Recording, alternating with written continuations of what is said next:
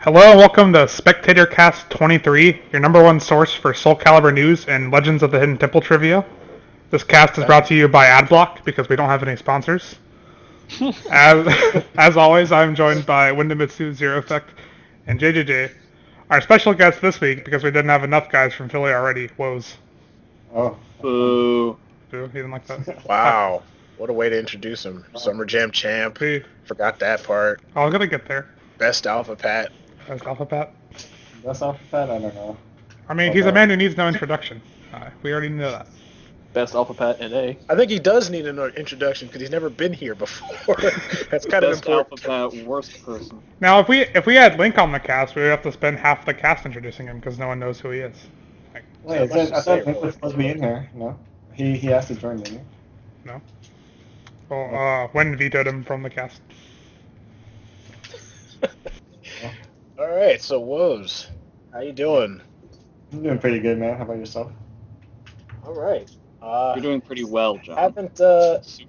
Excuse me, Jay. English, troll. it's good to have you Yeah, you're on not- because as far as I understood, you really weren't a podcast slash like interview type guy. Kind of prefer to. Yeah, because we're exactly speaking English, so. Yeah. So, I mean, what as far as Summer Jam went, how was that for you? Like overall, the experience, the games, the matches. You know, I always have like a really good time at tournaments. I think they're like I have a more fun time when I'm not playing because it's like a lot more stress free. The tournament itself was pretty good. I didn't. There was a lot of good competition and everything. So yeah, it was a good experience overall. Cool. Who would you say gave you the best match? Best match. You know, everyone surprised me, but I think my hardest match was I think JJJ and he's probably the roughest one that I actually had to like switch around a lot of things and like pray that I don't get mixed up on. But Yeah, that's me, guys. I gave him the toughest 3-0 match he had for the tournament. I mean, if Well- it was June was 3-0, it was still like what's going on during each match. It's like I don't feel good if like unless the match goes by a landslide. Unless I win. And Yeah. that's something that you don't hear a lot. Like most people just focus on the numbers, and it's good to know that there are still players out there who focus on the actual things happening in the match, as opposed Yeah. to just, oh yeah, he got scrubbed out 3-0, so Yeah, that they was are more free. important. But I think a lot of people have stepped up their game, and like there's people definitely there who surprised me. Like there's this Astroth player named Klob. Club. Yeah, so I played him. I was like, wow, he would have might have like done a lot better against me in tournament. I didn't play him the night before because I kind of got like a feel of what he was thinking and stuff when I was playing him in casuals. Yeah, unfortunately, because I saw that tournament match, he didn't adapt fast enough. I felt it could have been a little bit closer. Yeah, like in our casuals match, I was playing with like a shitty controller at first, but he was actually like beating the crap out of my viola. I'm like, I don't know what to do against this guy. Well, your viola's pretty shit, so it's not. That might be true, but even so, I kind of felt like it was damn near impossible to beat. Yeah. It's So unfortunate. did I you- never actually got to play him. No? No. You have to play next time. Hopefully he comes. Yeah. Ninja guy stepped up his game by a lot. His strings were like a lot more solid. His execution's always good. Yeah. So did you was there any I guess adverse effects from having to wait until Sunday to play as opposed to starting pools on Saturday and not having 2 whole days of waiting and casuals? Adverse effects? Yeah, I couldn't drink on Saturday night. Okay. Okay. Come on, man. Why the hell is this Sunday morning? Why couldn't it be like Oh, it was in the morning on Sunday? I thought it was like in the early afternoon. afternoon? Yeah, early afternoon. Was it like 10 in the morning or like at noon? It was supposed to be 10, I think, and then it was like 11 or something. Yeah, the FGC, first pool FGC was at time. 11, and the next one was at 1, I think. Yeah, like my sleep schedule is actually like I go to work at 3:30, so I wake up at like 1, and then go to the gym and then go. So wow. it's pretty early for me. Yeah. So how many people actually were in the tournament? You know what? Oh. I think it was About somewhere 50? between 30 and 40. Okay. Oh, okay, that's not bad.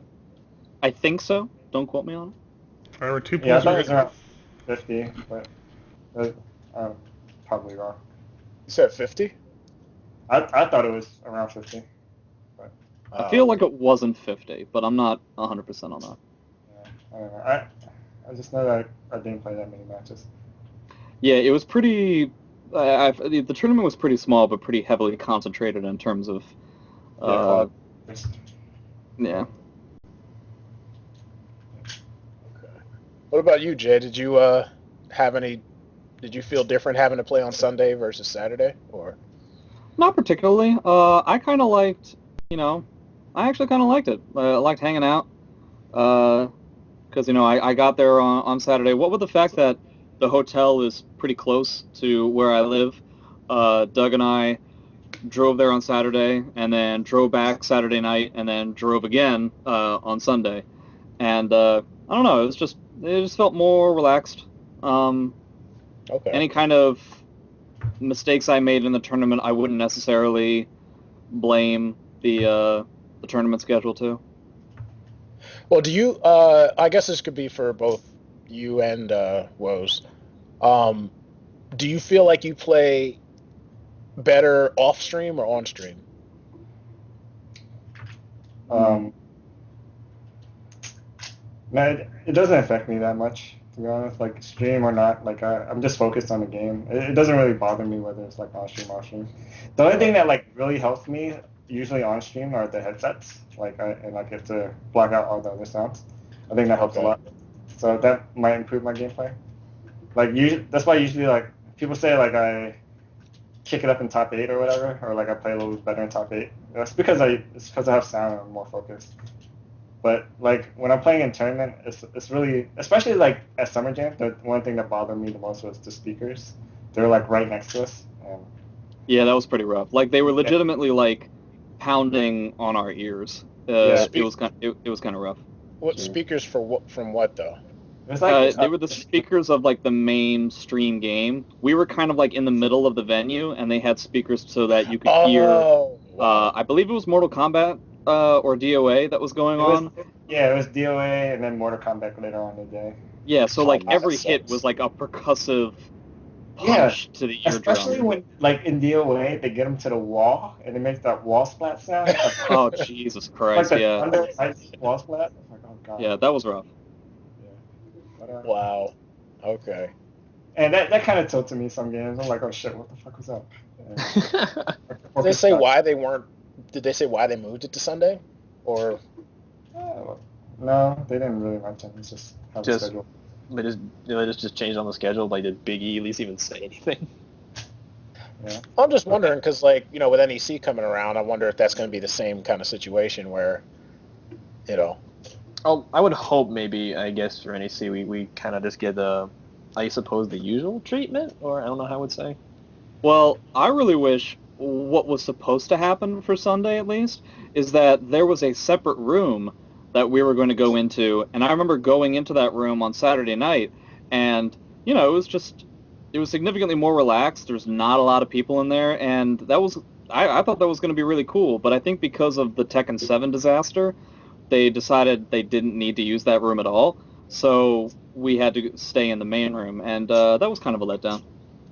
All right, well, let's bring that up since I wasn't there, so I'm not really sure what happened with that, the whole Tekken thing. But, like, what was that primarily about? Oh, I couldn't tell you. I didn't find out about it. The only information I got was off of Big E's Facebook thing. Tekken 7 just wasn't there. I think Namco just like told them on that Friday or that Saturday that it wasn't going to be there. think there's something wrong with the shipment, and like it got stuck somewhere in Cali Yeah. where it was coming. Oh wow. Yeah, which kind of sucks for Oh, like wow. the people per second.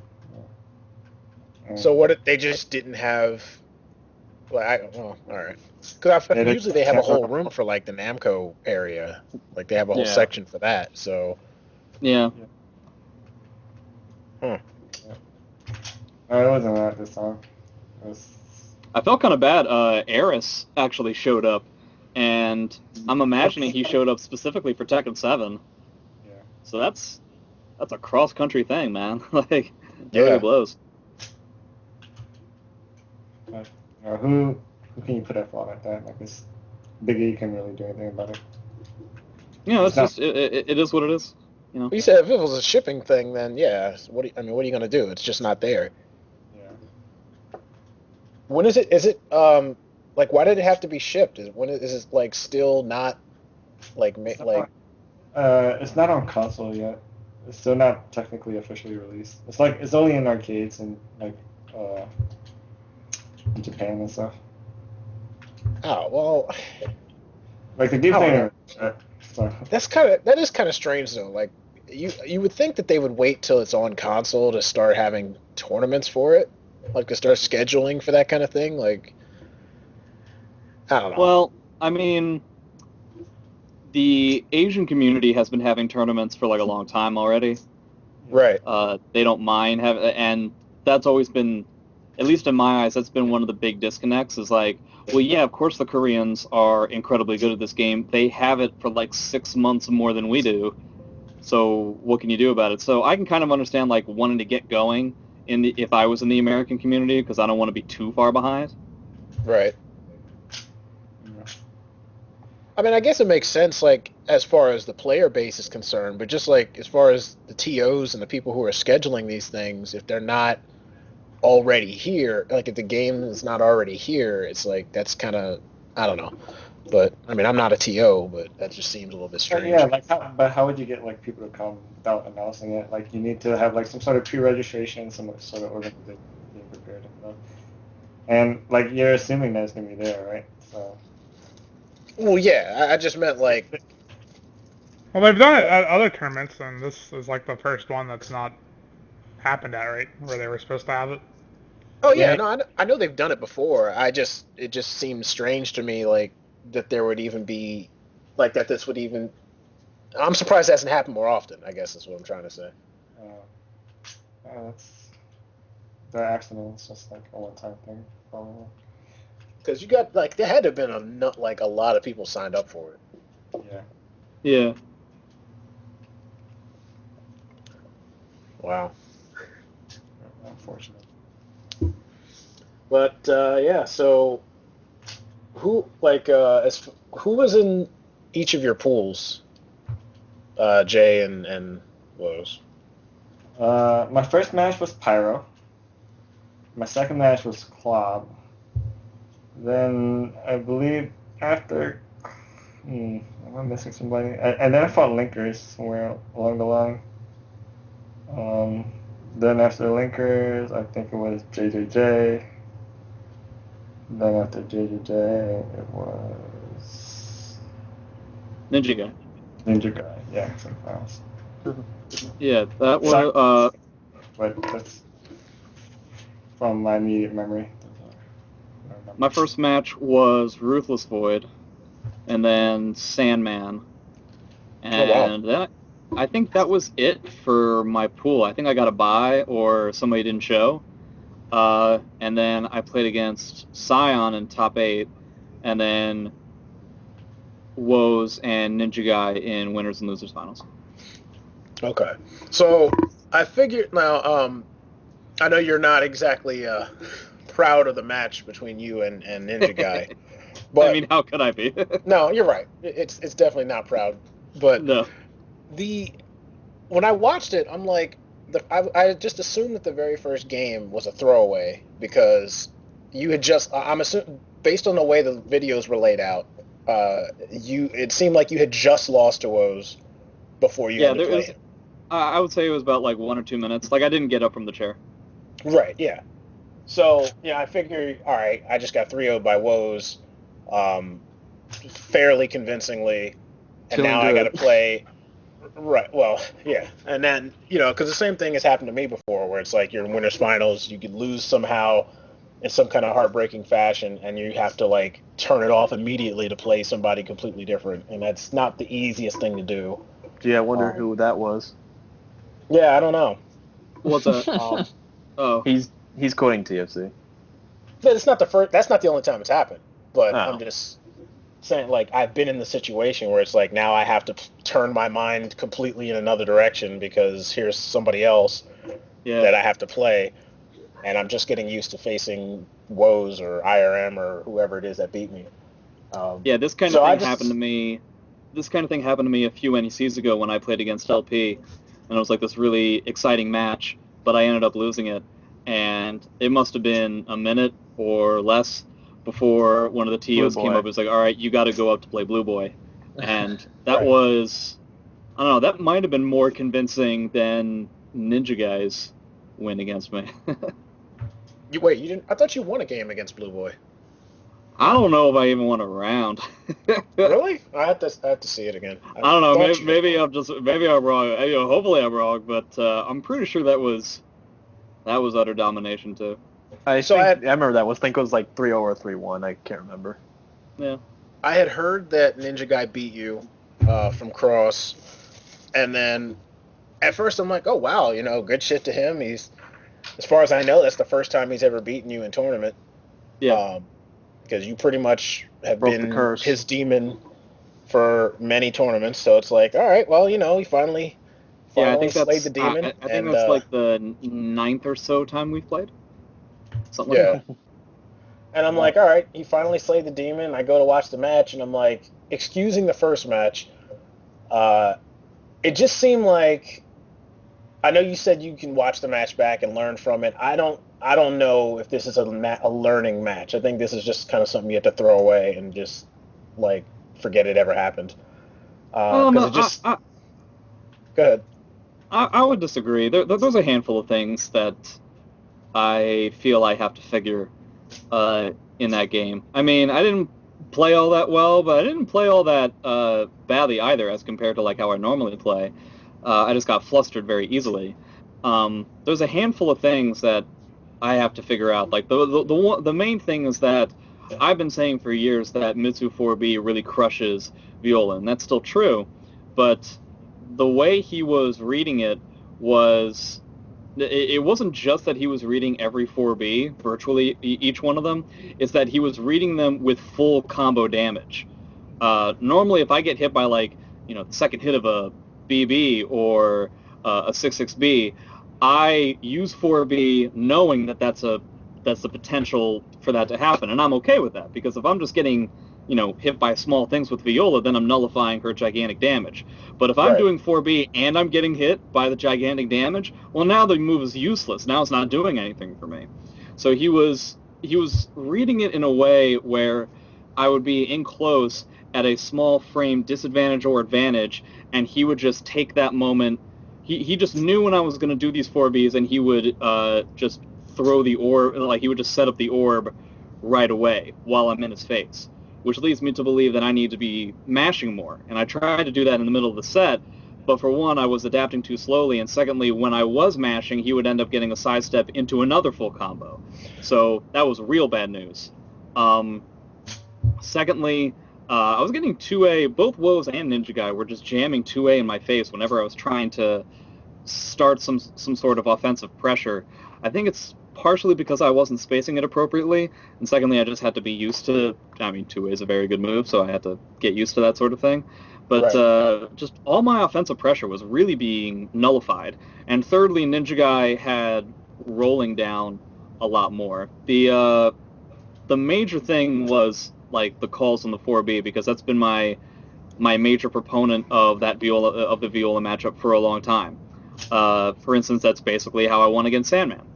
But I think at this point, what with Ninja Guy's win against me and White Fox's win against me at last NEC, it seems that there's at least some viola players who have figured out a way around it, and hopefully I can do this, but I'm not sure if I can. I'm gonna have to like rework a whole extra way of dealing with this type of viola. I think now the 4B spam is a little outdated, and I'm going to have to come up with something new.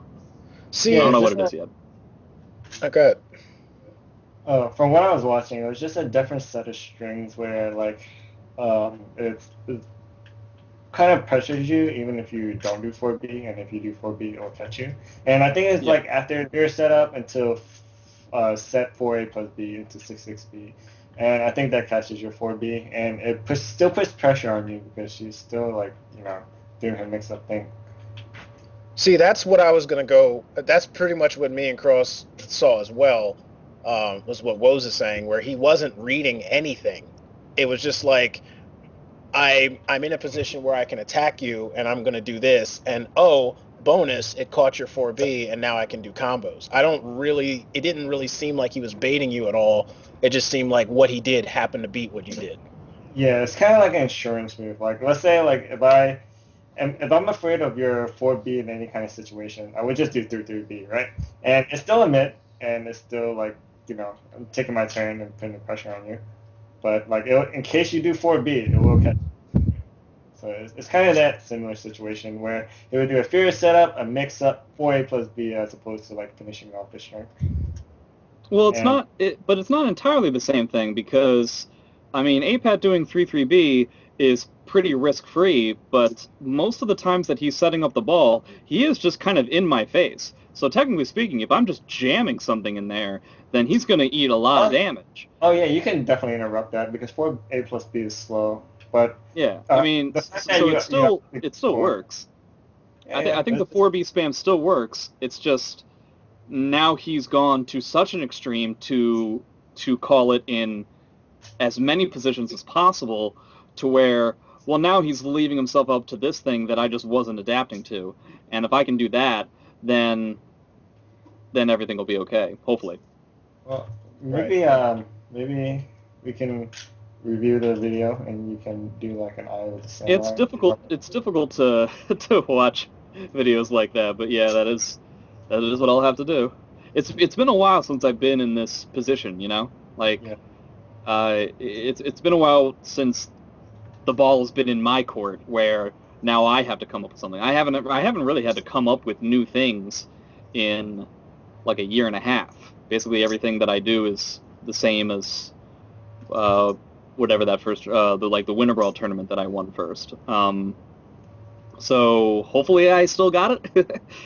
Hopefully I can still figure things out. But I mean, I'm just saying, I don't think that it's something you have to completely overhaul. I just think that this was as much a coin flip as anything else.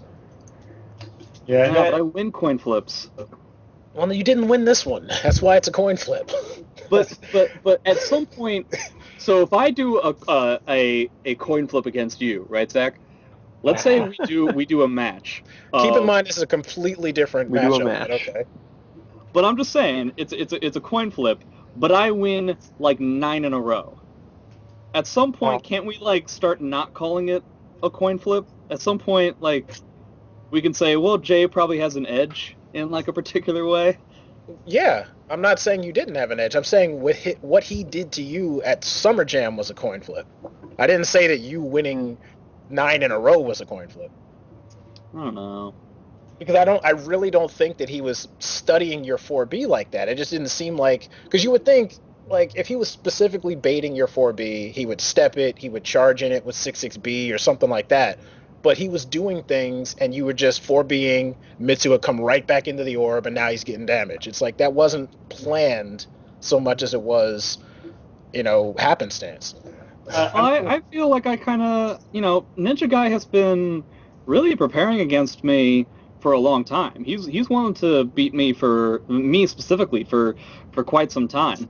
And White Fox is one of his friends, and he practices with him. So, he has tried the other things where, like, when he tries to, like, bait 4B, he's tried doing the sidestep thing. But that is a pretty obvious thing for me to see. So this was like a whole new take on how to cover multiple options. So I think I think it's important to note that I do believe that Ninja Guy really prepared very well for this particular matchup. I believe I said, like, had this not be happening to me, if I was watching the match as opposed to actually being the brunt of that match, I would have said this is really impressive. Okay. I mean, he did prepare a new string specifically for that. It's not like he's just doing it out of nowhere and just happened to catch his 4B. Yeah. He does that setup specifically in case for 4B. Yeah. So, in a way. But, like, he wasn't raw reading your 4B, you know. Well, It's just like, that's what I was saying. Like, Oh, yeah, it's that's not like not you need to completely overhaul your strategy. It's just, you know, something there are else. some like minor like gaps in that string, like that you can avoid where 4B like wouldn't catch. Like instead of doing 4B, you just did like a simple side step. You would actually like side step the 6-6B and you can launch punishment. Yeah, you just don't want to be sidestepping that close against Yeah. Viola all that much. Yeah, because 4-4A. I mean, of course you'll Yeah. have to switch it up, but like it's better than just like taking it on and just having to like play on 4B. You know, Yeah. So what did you think of your match with Money Muffins? Um, well, he gave me a really rough time, like the first match, especially like I was messing up my execution as well, but he like played a really slow game, and like apat can't really deal with that. Like if you play a slow game against apat, it's really hard for me to get in. Like apat, the only thing I can do is like 3-3B, and he can just like run away the whole time. And he does this weird step where like my 3-3B won't counter hit him. It's really strange. But I just changed the pace a little. I was like, I just need to poke him and get him in a space where he can't zone me, right? And if he try, I'll catch him with like a 3-3B or something. Yep. So wait, That when he said that 3-3-B wasn't counter hitting, I mean, you think he's doing that new kind of, I guess, like step guard kind of glitch thing that I think Shad was talking about? It's sort of like that, but it's not exactly that. It's not because IRM calls it the box step where he does like 5 neutral 2, and or like Okay. such like that, and it'll like sidestep me, and like he'll do a back step to gain space and sidestep my 2-2B. But it depends Okay. on which move you do it after, because some moves are too negative for you to sidestep and you'll just get hit. Yeah. And other moves, like, you just get a normal hit. But Okay. no, So, he wasn't. yeah, It's when just it's like, basically the same thing. yeah, he's like back walking and like he has enough time to guard my 3-3B. Like if Okay. he's spacing. So But yeah, like I was. Oh, Oh my okay. god. I didn't know he was. You two keep interrupting each other. It sounds like he's done, and then it like because his voice is like cutting out. So no, go ahead. I'm pretty much done. oh, okay. So when I was watching the match, it looked like exactly that. Like he barely. I mean, I think he took the last round of the first game pretty convincingly, but then Yeah, I dropped the combo and he came back off the yeah, combo. yeah, it seemed like he was just trying to bait your like. I don't know if it was 3-3B or something that you were doing, and he was sidestepping and punishing with 6-6K into CE. It was Like 2-2B. 3 times. It's basically him holding like down back or whatever, and he has enough time to guard.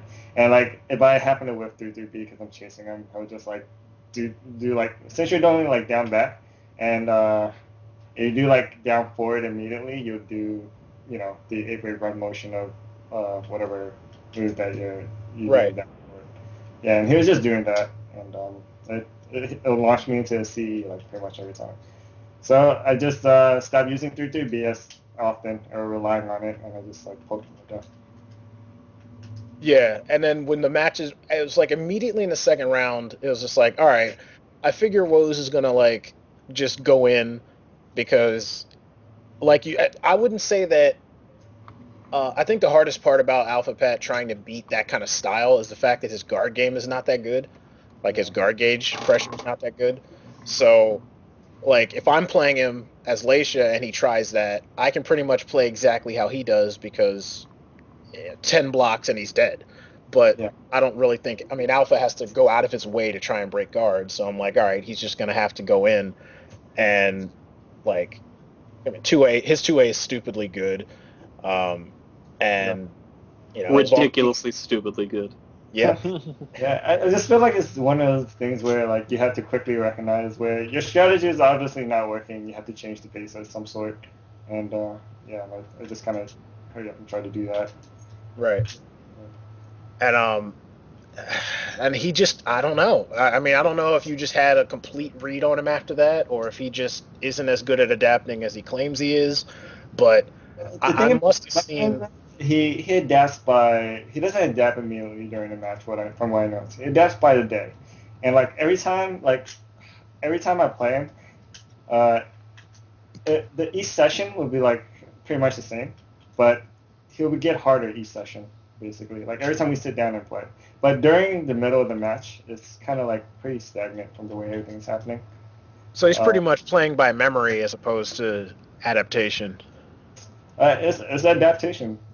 He just does it by like he adapts by a day. Like I guess he reflects on it like after the games, or he just He thinks does it pretty slowly. yeah. But like during Yeah. mid match, like if you don't change on the fly in between like 2 3 rounds, you're gonna lose. It's Yeah. kind of like what happens with me with Decapon because I wasn't sure like what Decapon was doing, and like Decapon was just keeping it at like this really fast pace that I just decided to fight back too late. And Right. I was struggling. Yeah, Money Muffins, I believe this is one of the main reasons why I feel like I remember him talking about how he feels first to tens are a better way of showing if you're a good player rather than like a tournament set, which is just first to three. And it's like, well, obviously he has kind of a biased opinion because he's better at first to tens than he is at first to threes. I think it's important to note that tournaments, people develop their styles to do what they need to do in tournaments, and that's important to do. Yeah. So, Like for example, first to tens, like I think it's kind of biased towards some styles because like in a first to ten, you're able for the first 2 games to condition someone to like stop doing something. For example, if I'm Pyrrha, right? If I'm Pyrrha and I want to condition like you for the first few games to not press anything after my 1K, right? And I'll just do A plus B every time. And like for the first few games, like I'm just gonna stop attacking you after you do 1K or just be really cautious. And that's like a conditioning for like something later on the line. So Yeah. that's like a first to 10 strat. Like there's different strategies. Like and like in tournament, it's also a very different strategy. It's kind of like you just constantly mix up, right, between like a slow and fast style, unless one style is just completely working for you. yeah. Right. And as we mentioned before when we brought up this topic, ideally you want to get it so that your adaptation works in a 3 game set as opposed to I need 10 games to have my Download. strategy. Right. Well, not a I need download. 10 games to like mess this guy's mind up, right? And Right. like set up for this position where I want to be in. Ideally, you don't want to have to take 10 games for your whole strategy to unfold because that's just counterproductive. You Yeah. want it to be faster than that. You want to ideally get it to 1 round if possible, but obviously that's not realistic all the time. But you want to do it before 3 games. You know, I mean, I don't see any better sign that you've improved until you can start doing things like that. But another thing is Money Muffins really doesn't exploit the game as much as he probably should. And that's something that always bothers me about seeing him play because his neutral is really good. It's just he doesn't he refuses to just guard. And I feel like that changes the entire matchup against apat just as a mechanic. He refuses to just do things that are outside of his normal SC2-esque style, and it's like, I mean, he's good at what he does, but it's going to carry him so far before he needs to figure out, hey, maybe I should add this or discard that. But He doesn't know a lot of frame data, too. exactly, that's what I mean. Yeah, Like, he lets a handful of, like, at least in my situations, he'll let, like, things like Mitsu 4-4A go, where he can get a stab punish, he'll get, like, a 2A at most, or maybe he'll just, like, run in and grab, and for some characters that's not important, but Pyrrha is incredibly powerful because it's super important for her. yeah, She can get, like, she gets the most bang out of your buck for, like, frame studying, so, I don't know. Yeah, it's a bit weird. like Pyrrha is essentially Right. like I mean, that's the punished character. Yeah. Yeah. It's definitely one of like his weaker points, but he's still a good player overall. Like he does adapt. Like if you play him in a long enough set, you can see like he gets more ballsy in certain situations, and Right. like it's Oh, yeah. sort of hard to deal with. Yeah, and, like he'll find spots where he can like play super aggressive and stuff, and like where you have trouble dealing with, and he'll abuse that. So Yeah, Yeah, I feel I feel at this point, whenever I play against him in a long set, it'll be something like I'll win the first 5 games in like the blink of an eye, and then within the next 5 games, I'll only win 2, and then by the next 5 games, he's completely caught up, and eventually he just wins the set. And in one way, I kind of feel bad about that, but in the other way, I'm like, all right, well, I won the first 5 games. That's I've developed a strategy of playing Soul Calibur in a way to specifically do that. I've not developed it to win a bunch of games afterwards. So it's kind of good and bad at the same way, I guess. I just think it's kind of weird to talk about how you can win in the non-standard tournament form. Like you never see like a tennis player going, I don't do well in 5-set matches, but in 10-set matches, I'm You're really done for. yeah, like Yeah, it's like this wasn't natural for me. You know what I mean? I cultivated my style, and I would assume a lot of other people have to compare with the format that I have to do. You know what I mean? Like it's I really know all this. It's like if I was in class and I'd be like, all right, well, I know all this information. I just suck at taking tests. Well, Right. then you don't know anything.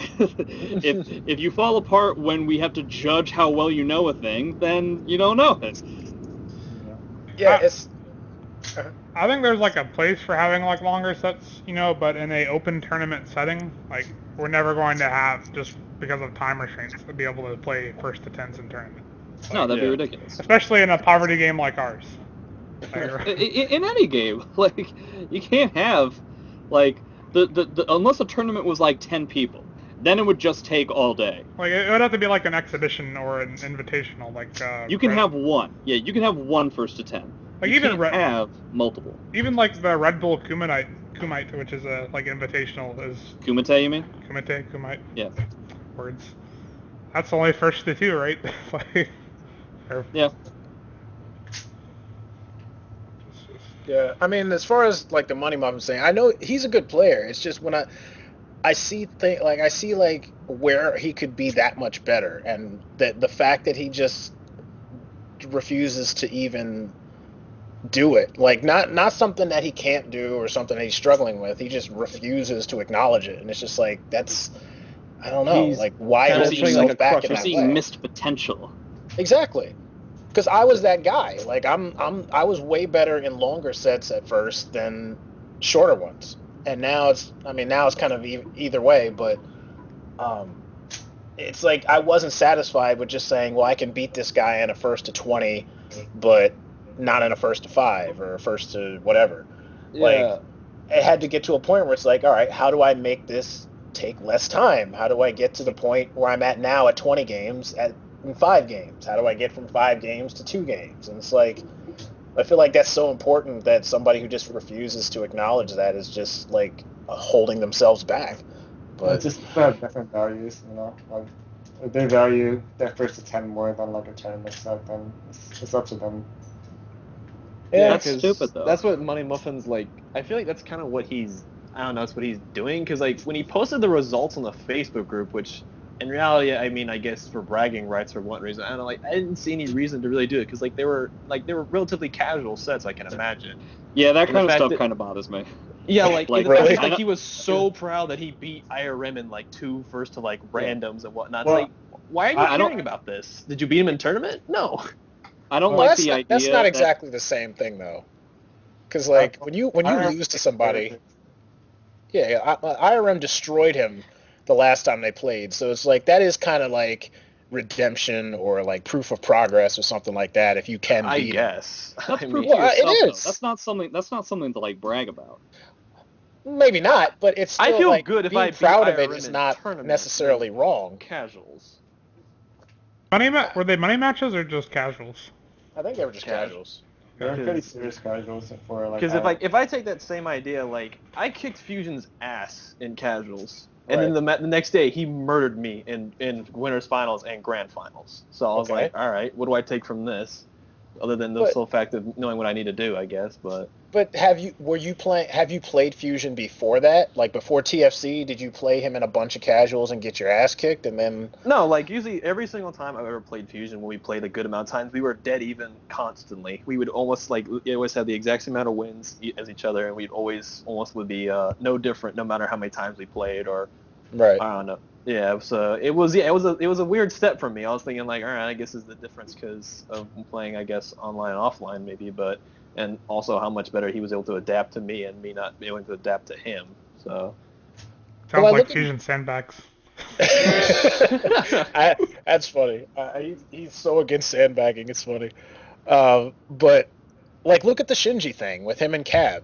Like, I can tell you because I remember in the beginning of Soul Calibur 5 how he would private message me all the time. I can't beat Natsu. I can't beat Cab. This matchup is terrible. I'll never be able to win. All over and over and over again. And so when I finally hear he beats him in a first to 10, even though it's not in tournament, it's like that for him, that would be a major accomplishment because he's never done it. He's always gotten beat. The guy nearly made him quit the game. So it's like when you can overcome that guy, that's a proof of progress as far as I'm concerned. It might not have been in a tournament, but still, Why does it have to be posted on Facebook then? yeah, because he was proud of it. I mean, I'm not saying I've how he been proud of handled it. things. Again, or I'm not saying how he handled it was the best way to handle it, but I mean, I don't blame him for feeling good about it. As far as I know, that's the only thing. That's the only thing that I take umbrage with. Where I don't like the idea that I can, like, I'm excited to play against people I haven't really played against all that much, and I'm excited to play against them at a tournament, not necessarily in the tournament, but at a tournament just in general. My excitement kind of goes down when I feel like the person I'm about to play, no matter what the score is going to take it to like the fucking bank and store it as some You're sort done. of like thing. And I'm just like, ugh, like, can we just like play? Like, I'd rather just like, If you run I into guess it's- Neverland online, yeah, yeah, it's exactly. being recorded, and I don't know it yet. Oh, I mean, you know, he's done that to me, right? Yeah, that's why I brought it up. Yeah. Yeah. Just like only post up the wins, like Yeah. because hooray for Never Relent, he can go spaz in 3-bar, and that's why he's like really good. all all the videos he used to post. Dear gosh. I post videos of me losing like all the time. Like, He only posts the ones of him winning by some obscure reason, I think. yeah, like I don't know. It just seems very petty and small, and God I damn don't it, think that's the truth. yeah. I mean, it was I almost don't as think bad that's as the the way time that we that it was as bad as the time he posted the Shiny Decapon videos because he was like trying to like almost act like, hey guys, don't I play just like him? Am I as good as him, the first Evo champ? Like, I don't know. I think he was almost striving for more of attention, the fact that he was playing Tira, than the fact of like trying to get good with the character. Why is attention outside of a tournament matter? That's the whole point of the tournament, is to like see who is the best at this particular day, right here, right now. Like, that's the whole idea of them. Why don't we just do that? Like, why don't we just stick with the measurement that we've designed for ourselves? I don't know, Jay. That sounds like something where you're questioning why people feel like like why people get these feelings of needing of attention and stuff like that. I mean, that we'll never figure out the answer to that. That's just some people are like that, but Yeah, I mean, it was slightly rhetorical, but like, right. But I mean, that's like that's just how certain people are. But even so, it's just like as far as the money muffin things is concerned, it's just like I don't if he handles it in a way that you don't like it. Like I mean, I know like he recently had an issue with how like his play like how Avalon ran the tournament or something like that, where he was placed in the wrong bracket. Um, yeah. but it's one of those things where do you just take it in stride, or do you go and make a post about it under the guise of, well, if I alert people, then maybe they can look out for this next time? Or is it something where you can reflect on and say, maybe I did something wrong here, or maybe, mistakes just happen? I mean, I don't know. I guess it Did depends on he- how you handle it. Did he happen to talk about if he potentially had made a mistake? Hey, No, of course not. As far as I know, he didn't. Hey, so Okay. before we move on to the next thing, I want to say, since we've been accused of offering people chances to defend themselves, if Money Muffins feels offended about anything we've said on this cast, he can come on the next one and defend himself. So next topic. Whose job is it to report the score of a match after it happens? It's the winner. It's the winner? Yes. That was that was a pretty straightforward topic. Like, whose fault was this? Oh, his. Hey, Zach. Zach, What? can I ask you a question? What's good? How many tournaments would you say you've been to? Oh God, I don't know. Like, probably Too about many. the same as me, right? Or like a little bit more. So like, probably between one Maybe and... about the same, probably Yeah. So you would say like 1 or 200, something like that. something like that. Has this situation ever happened to you? No, Hey, John. John, are you there? Hey, I'm here. What's up, man? How many tournaments would you say you've been to? A lot. Like about the same as me, maybe a little bit more. So like, let's call it like 200 or something. Okay. Oh, yeah. Has this situation ever happened to you, Where? In which what? where you've had to the results of your match have not been reported correctly? No. Never. No, never. Never. Okay. Hey Jay, how many tournaments have you been to? I mean, I guess I've been at about, let's say, 150 or so. So combined with these three people, you have, say, about 600 tournaments, each one of them giving us 3 or 4 opportunities for this to happen. So we're talking a little over 1,000 potential opportunities for this to happen. That's a good enough sample size, I think. And it's never happened to any of us ever. So I'm just saying, like, as long as you know this rule, this situation will never come up. Why wasn't This I is a included? non-issue. What's that? Why wasn't I included in the tournament count? Oh, I think you know the answer to that. No, I don't. All right, McGee, Wind. Have this ever happened to you? No. No. All right, so about 1,001 tournaments. Okay. So okay, and again, to reiterate McGee's point, this is not with any intention to insult Money Muffins, and if he does want to come on, we have no problem with that. But there is something to be said about making sure that the match that you just played in is reported as it was. Like, I will say that I don't mean to shift the entirety of the blame on him. From what I understand, the situation was the girl that was getting the results of the match. This was, I believe, her first tournament. I had never met her before, at least. This was the first Right. time that she was doing this. She looked at the Ivy player, who was the person that Money Muffins beat, and asked him his name, just something like let's say the name was Drama or something, right? So okay, she looked at him, pointed at him, and said, "Drama?" And he said, "Yeah." And she took that as Drama won the match. There's a good chance that Drama, being a guy I've never seen before, thought she was saying, "Hey, is this your name?" And he said yes. So I would say that, like, an inexperienced player combined with an inexperienced TO can potentially create this situation. I would put about 40% on that, and I would put the other 60 on Money Muffins. okay. Because like, I talked to Cross about it, and she pretty much said the same. Pretty much said the same thing about the girl. Like that was her first job running. I don't think it's her first tournament, but it's her first job running the brackets. Yeah.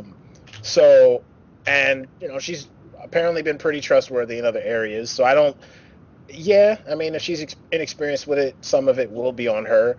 But I just don't see where, if you win, like how is the first thing you do not go to the TO and go, "Hey, I won." Yeah. Like that's the part that I don't get. Like, anytime I've won a match, even if my opponent came up and said I won, I would always be right behind them being like, "Yo, I won the match." Like, that's just, to me, the next step. that's the end of the tournament match when you report it. So Yeah, I'm not sure I've left a TO not know the results of my match within like 5 seconds of it being finished. It's the first thing you do after you win, right? You go tell the TO. Yeah. If you lose, you sit there and you're salty, or you go put Oh, a I hole, leave. or you go put a hole in the wall. I'm Like- gone. I don't Well, stay in the room. I mean, you figure if you lose, if they put you in the wrong bracket, that's a benefit to you. So it's like the worst case scenario is you end up in losers like you're supposed to. But if you win, I don't see how that's not the first thing that you do. And it is also important to note that I actually wasn't there for that whole interaction, so I don't know what she heard. I don't know what the Ivy player said. Maybe Money Muffins did actually go up and report the results, but it got confused or something. I don't know that for sure, but based on what's happened, I can't imagine that's actually how it went down.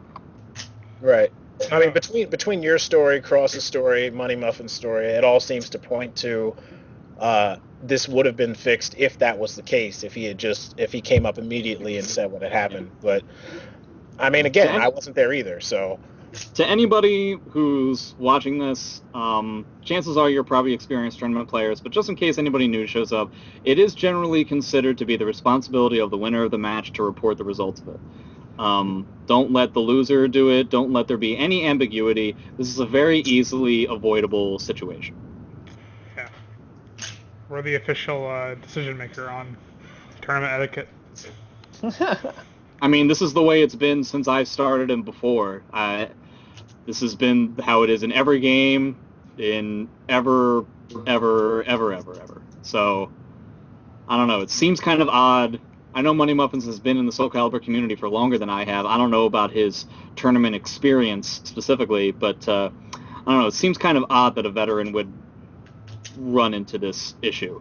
This is like more. This is weirder than like not having your buttons right when you're starting a tournament match. This is it seems like such a non-issue. I don't know.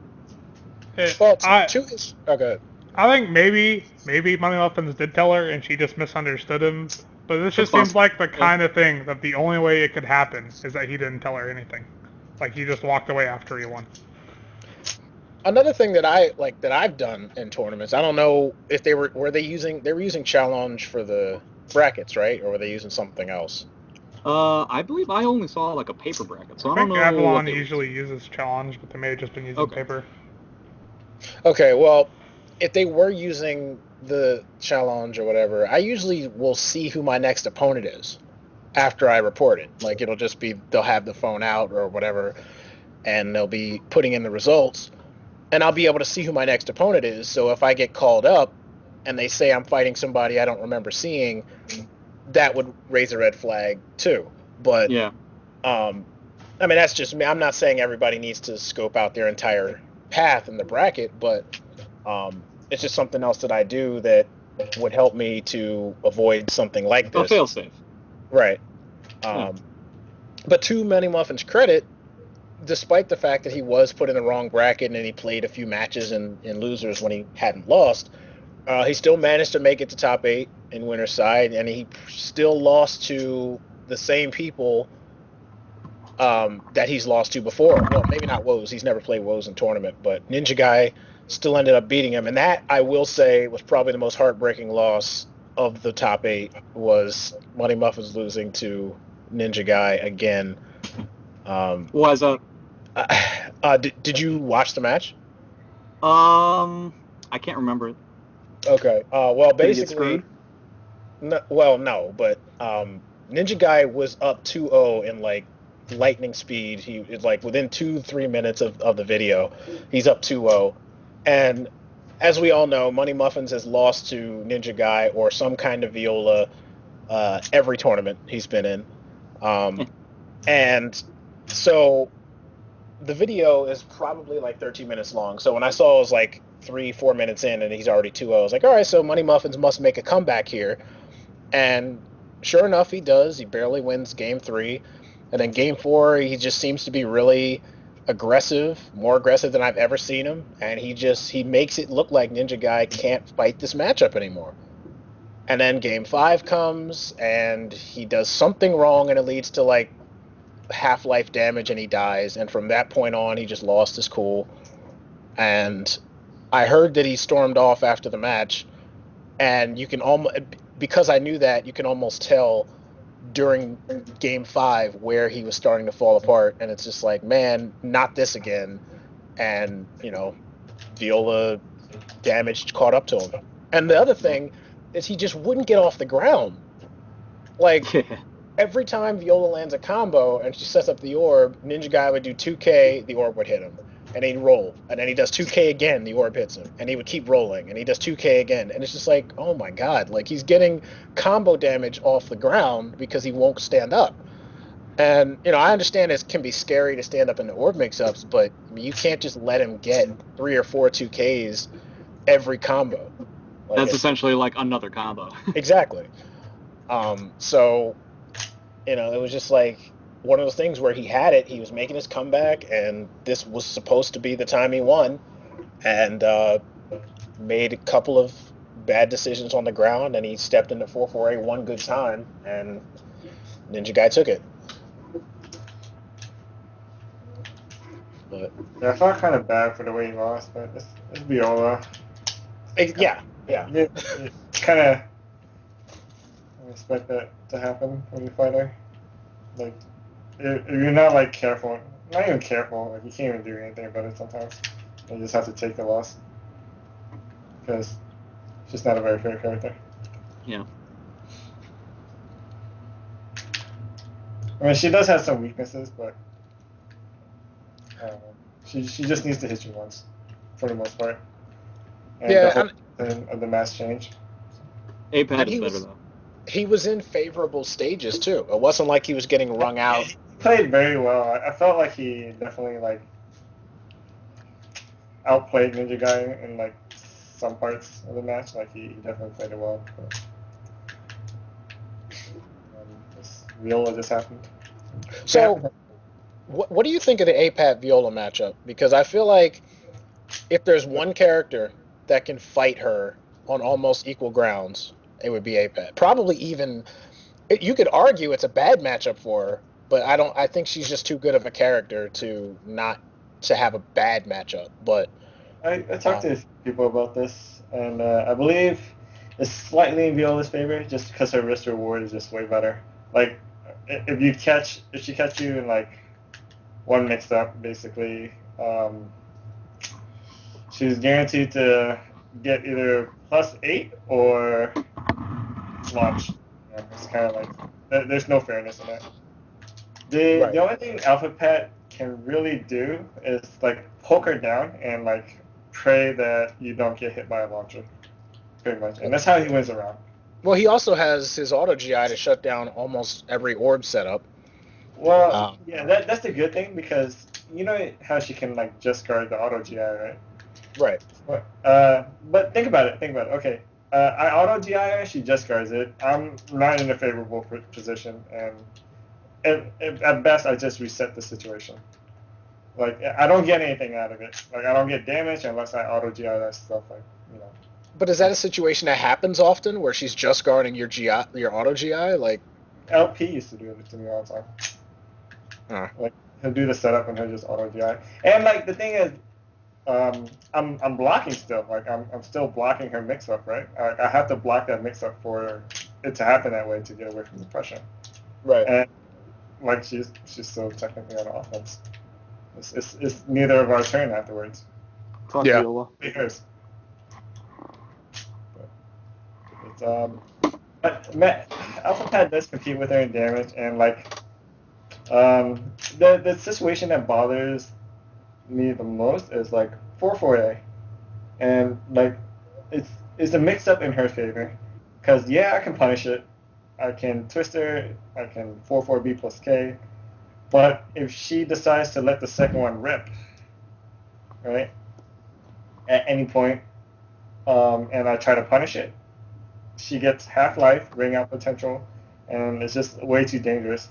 And it's always in her favor. Right.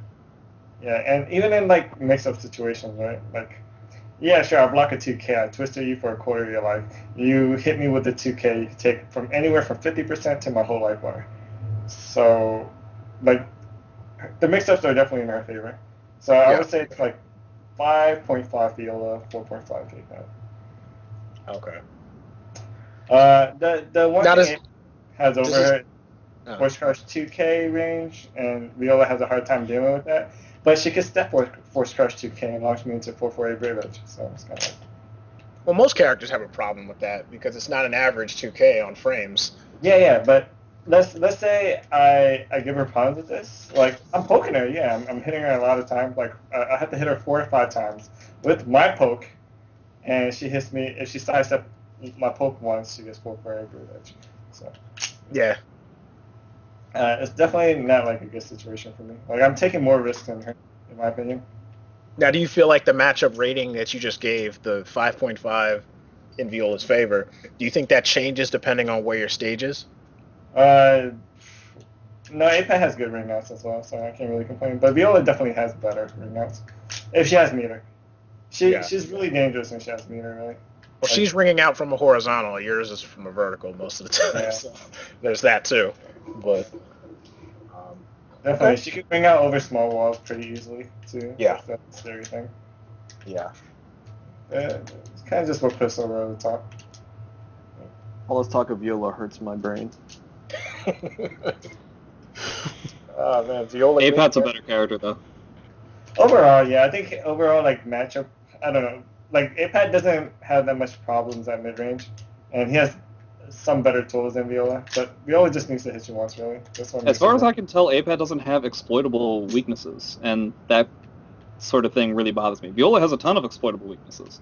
That's So, true. you know, that's the thing that really bothers me. Good character. Yeah. So is Viola. Yeah. Just has they both have like pretty high ceilings. Viola's not an easy character to play either. She takes like a ton of execution. And like, Yeah, but that shouldn't matter. Like, this is a conversation I've had tons of times. Execution difficulty with a character should not matter when it comes to how powerful a character is considered. Well, yeah, that's true. Like in terms of like raw like utility, they're both pretty like unbalanced characters in my opinion. Like apat, like I play apat and I think he's cheap as hell just from the raw damage from his grabs and his launchers and his ring out potential. It's too insane. If only he, if only he didn't have an 8-frame CE and a just frame twisted that hits grounded. And a 2A that beats my mid-range launchers. I will never get over that. And a full crouch 2K that's only minus 13 on block. Maxie does the same shit. He fucking like interrupts you from half screen away with a 2A. He legitimately does. Yeah, it is Maxi. so Yeah. irritating. Well, the thing that makes apat like super broken, well, not super broken, but like a really good tool is this 2-1-4-2A, and that I think that's broken because it's 11 frames instead of 12. So like post block situations where you're 0 or neutral, apat wins. Like I'll give you an example. Pass 1B, Hilda 6A plus B. Like apat will beat your 2A out. So and it's also a faster interrupt. So. Ugh. Yeah, so it also punishes certain moves like Omega Period 6-6A and stuff like that. Yeah. Yeah. The thing that bothers me about apat as opposed to Viola is that I understand that the damage disparity is larger with Viola in terms of a raw hit off of a mix-up, because it's not like apat doesn't really have like the strongest mix-ups in the world. They're relatively strong, but it's more of the fact that like I don't really get to play my game against apat. Viola, you know, has the raw damage, but apat can, rather than going for a mix-up, can just sit there and do nothing and wait for me to screw up, and then I get beat up. So he can kind of just let me play. Pretty whack, yeah. But there are times where Viola, once she gets you in the vortex, you don't get to play the game. You literally like. Yeah, but that's once she gets you in the vortex. So I'm in a bad situation from the character select screen against apat, because from battle 1 fight, Technically speaking, because this it's important to note that realistically the matchup isn't that bad because I have yet to play against an apat that will just frame Twister punish something like 6b2, even though that is possible. Is it really? But yeah, it's -12. You're done now. You're done. I'm just kidding. No, John, did you really not know that? 6b2? I did not know that was just frame. John, you can double just frame Twister punish every single low that Mitsurugi has. Oh, 6b2. Never mind. Fuck, I'm thinking of What do you think I said? For some reason, I imagined 6b9 in my head. 6b8, you mean? 6b8 on block, and you just frame Twist. You can go fuck yourself. That's why I was like, yeah, you're done. You block like the best poke in the entire game. Eat 80 damage. I was like, wow.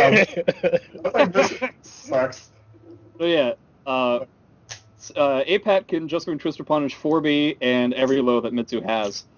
And so, technically speaking, I don't have any mix-up in my favor at any point during the match, which is very much not the case against Viola. If Viola blocks 4b, I don't give a flying fuck. It doesn't. It really doesn't do anything. Well, yeah. Which is, I think Jay. I think the reason why you and I disagree on like Viola over apat or vice versa is strictly based on our own characters' matchups against those characters. Because well, I mean, that's we have to go off of. That's our perspective, right? Well, sure, but I mean, like, it's at some point, yeah, you look at the character overall for their tools, but just like my experience playing against Viola and apat is going to be different from yours, just based on our characters. And even though I think both matches are bad for Laisha, I feel like against Viola, it's less about it's less about like how the character can limit my playstyle and more about the fact that the entire round is a time bomb.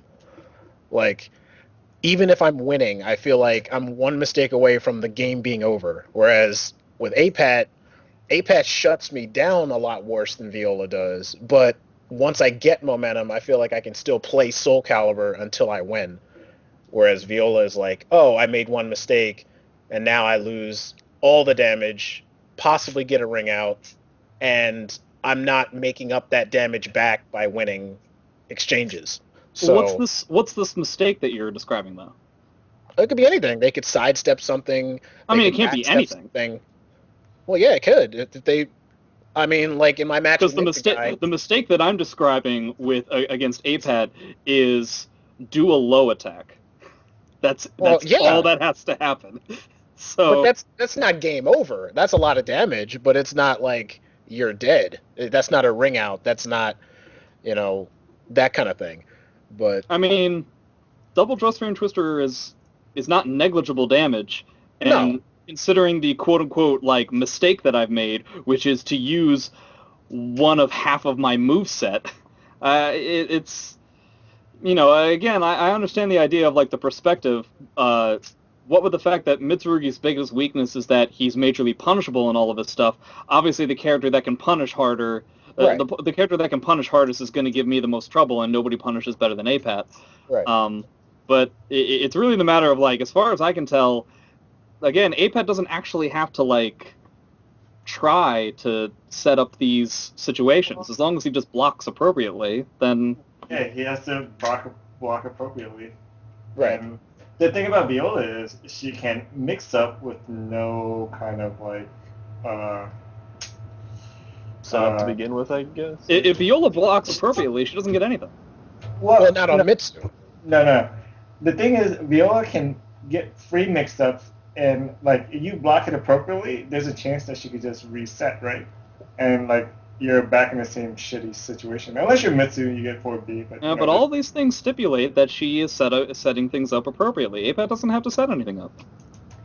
Well, no, but the thing is, like, she can easily set it up. All she needs to do is just hit you once in a situation where, okay, she hits you at Force Crush 2K, right? You block it appropriately for a poke, and she's at +8. And you're at a situation where she's going to 4-4-A, which Mitsu can get out of, but not other characters can. Or she is going to do another Fear Ball mix-up that can lead you to end her, like, pretty much to lead to end the game. So, like, where in that is that fair as opposed to Alpha Pat guesses right on your low, and has to execute perfectly to punish that move. It's, But again, we can't use execution as a thing to say which character is more powerful. but I'm just saying, like, if he fucks up a twister from like a -12 move, you get a launcher, right? Yeah. Right. So that's Yeah. that's If the execution is not there, then apat will fall apart. right.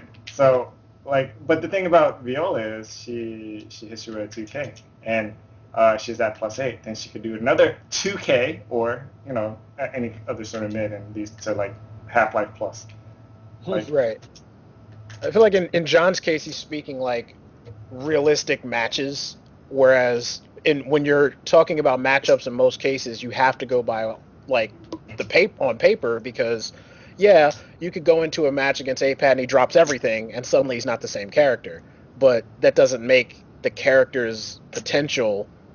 It doesn't deteriorate from that potential. He could still do these things, but right. if the player he is has not potential to do it, but humans aren't robots. We can't, know when you stop a 4-4A from a 4-4A Brave Edge. Like there's no way. You just have to guess.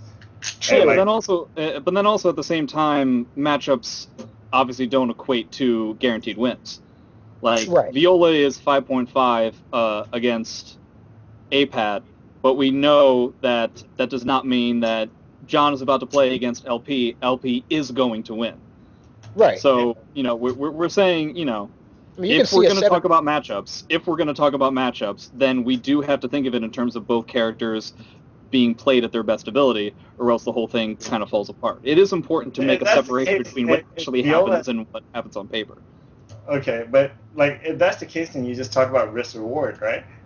And risk reward is always in Viola's favor when she's doing a mix-up, because even if she guesses wrong, When she's doing a mix-up.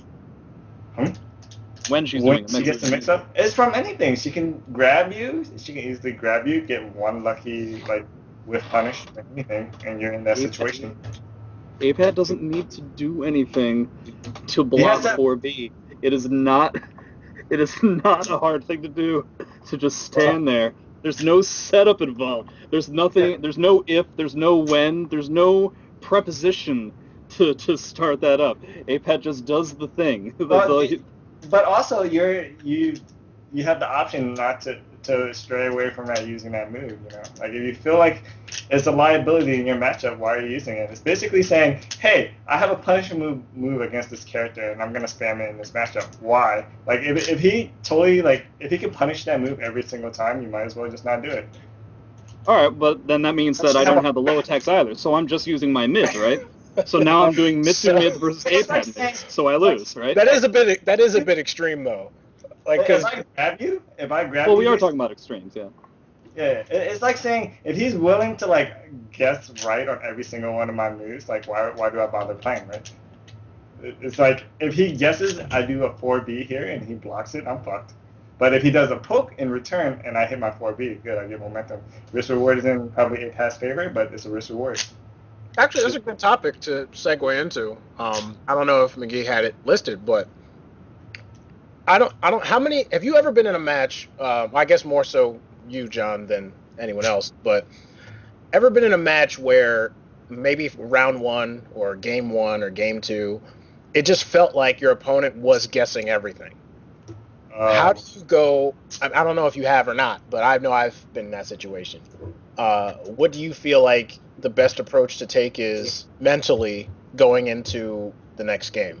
When the opponent guesses right on everything? When the opponent just seems to be guessing everything, or Oh yeah, that happens all the time. It's a bad string of guesses. Like in Cloud, for example, when I first played him, he was just guessing right on everything. But as a few more matches goes on, I just changed my rhythm basically. I was like, okay. After certain moves or certain things, people tend to have a more tendency to duck at certain parts, right? And you just have to change your, mix-ups and use moves that are about the same speed to mix them up more properly, I guess. And it's there's no one out there can guess unless they're in your brain of some sort. They can't know what you're mixing up unless they just know what you want to do, basically. Well, remember, we're also talking about a short set, so it's not, maybe they're not guessing everything all the time, but within 2-3 games, how many guesses do you really need to take a round off of somebody? Maybe about three hard guesses, and maybe more if you're doing pokes. But I mean, like, what were you asking exactly? Like, what do I have to do to like? Well, just like your if you when you're in that situation, your approach to adapting in the next game. Like, what do you? It depends on the player. Like, if I think like my problem here is like the pace I'm taking it. I'm taking it too slow. He's getting momentum off like mid range, and like I'm losing the mid range game. I have to take it closer on like money muffins, and I don't know. Like certain examples would be like just watching the opponent really closely. Like his setups are like grabbing this situation or mid, and like I stare at my life bar a lot, and I watch like what they do at a certain like I'm at. And if they tend to go for like the big damage in certain areas, then I'll be very cautious for that move. I'll give you an example, like Linkers. I was playing Linkers in tournament. It was like a very close round, and his our goal. He was pretty low. We were both like midlife, right? So I know for sure, absolutely for sure, he's going for a 6-6 beat, right? This is the only way he can absolutely take the game from me. So like I baited him. Like I know he's gonna go for this, so I sit there and I bait him. And as he approached me, I did like a random ass quick step, and I got a back throw on him, and it pretty much led me to win the game. Okay. And it's just like being aware of like what your opponent wants to do to you and what kind of player they are, really. And you have the first round or so to watch them to see what kind of like, if they're aggressive scumbags, or are they like lame turtles, or it's just categorizing those players. Okay. And like after you get an idea of like what kind of player they are, you can kind of like figure out what they want to do to you. Like, are they trying to are they mechanical players looking for mechanical things, like, or are they like rush down? What does that mean? What does mechanical players mean? Like, certain people will sit there and watch out for just guards. They try to just guard certain moves, and like certainly like. Personally, from what I experienced, most people can only focus on like a few things at once. They can't focus more like about the macro game as well as the micro game at the same time. That's why like you see players like R2D, they're really good at the macro game. They have like a good general game plan set out. But like mechanically, they don't have the just guard, they don't have the reflexes for certain moves because they're not looking for it. They're looking for something else. Right. And there are talented people who can do like kind of both at the same time, but it's very rare. Who comes to mind? Like doing both macro and micro. Yeah. I think IRM is pretty good at doing both. Yeah. He has like pretty good reflexes, and he thinks like intensive mix up micro gaming, for example. So I think Shad is another person who's like pretty good at both. But yeah. But he also misses like. Sorry, go ahead. No, I'm more angry at myself because I'm like trying to time it and it's wrong every time. It's like us playing Soul Calibur, but it's like, no, it's all good. Zach, what do you do when you're doing? Can we skip this attempt at a joke? I really need to ask Woahhzz. Okay. Yeah. So what would you categorize me or Jay as in your list? Jay is definitely like a type of macro player. He's yeah, my micros are shit. Yeah, Jay's not very all that mechanical. He lets a lot of things slide, some punishes slides, and like he's more strong as a macro player, like preparing mix-ups, setting somebody up, and just like guessing, playing the guessing game. So he's bad. No, he's not bad. God damn. Jay's not bad at all. There's you, Zach. You play a more mechanical game. Like you have a lot more setups. You have a lot more. You just start saying moves properly. And yeah, a little like too defensive sometimes, in my opinion. Like you don't adjust your offense for your opponent. You kind of just like have a very stagnant style of like like a sort of like strange flowchart in a way. It's not a flowchart, but it's like a series of attacks. And Okay. like it sometimes like that's not a bad thing. Like having a flowchart is not a bad thing. It's just the time where you have to like kick it up or like loosen it for like certain players. Like you have to adjust more properly. That's more of a macro thing, in my opinion. Like adjusting and thinking about what's going on in the long run. It's like a more overall game sense. Okay. But like yeah. Like example of like a little micro thing is like just paying attention to like how your opponent like when you run towards them, you see how they react. Do they statue block and they do like ducks only when they have a read, or do they twitch duck like in certain situations where, for example, if they whiff like Money Muffins, I had a read on him. Every time he would whiff a move, I just run up and do a 6-6 and he would just duck straight into it. Right? That's a read. That's like, okay, he always twitch duck because he's afraid of me running up, grabbing him, or doing something after he whiffs. Mm-hmm. That's like a micro read. A macro read would be something like, okay, I'm watching my meter, right, as Viola, and when he uses all his bar, I'm just gonna lash out 448 Brave Edge as him and like crush his guard, and that's my strategy for the whole round, right, for the end of the game. Those are like macro like thoughts, and I think one of the best players at doing that is probably LP. He has a very good macro game and a very good micro game as well. But Okay. Yeah, I feel like it's kind of important to note that top players are pretty good at both of them, and then you kind of have to like it's kind of under the assumption like there's I don't know of any top players that are like really good at one of them and then straight up like really awful at the other one. Because if it's the Hello? weakness in because we are kind of like player, you need to shaping. do. I mean, like, hello. Does anybody else Yeah, feel like John's mic is cutting off? I was getting a little robot voice from everyone. Yeah. Yeah, I felt like both of you cut out for a little bit. Did Can I you hear cut me? off? Yeah, Is it Jay, can you say that last part again? What did I say? I don't know. That's why I'm asking you to say it again. Well, What did you just say? I said a handful of things, so I don't know Like, where to start or where to From begin. 10 seconds ago. I'm not keeping. I don't have a stopwatch on me. I heard you say that top players are pretty good at both, and that you never really find somebody that's straight up awful at one or the other, and then you cut out.